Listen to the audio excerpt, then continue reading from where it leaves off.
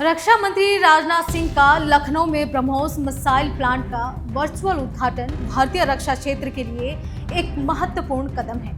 यह उद्घाटन defence industrial corridor पहल के तहत किया जा रहा है, जो प्रधानमंत्री नरेंद्र मोदी की दृष्टि के अनुसार स्वदेशी रक्षा उत्पादन को बढ़ावा देने के लिए स्थापित किया गया था। ब्रह्मोस मिसाइल निर्माण संयंत्र, जिसकी आधारशिला 2021 में रखी गई थी, हर साल 80 से 100 सुपरसोनिक क्रूज मिसाइलों के उत्पादन के लिए तैयार किया गया है। यह संयंत्र भारत के रक्षा अनुसंधान एवं विकास संगठन DRDO और रूस के NPO के बीच सहयोग का परिणाम है, जो अब अंतर्राष्ट्रीय रक्षा सहयोग का एक सफल उदाहरण प्रस्तुत करता है। इस संयंत्र की स्थापना से भारत की रणनीतिक क्षमताओं में बढ़ोतरी होगी और यह देश की आत्मनिर्भरता को बढ़ावा देने में मदद करेगा।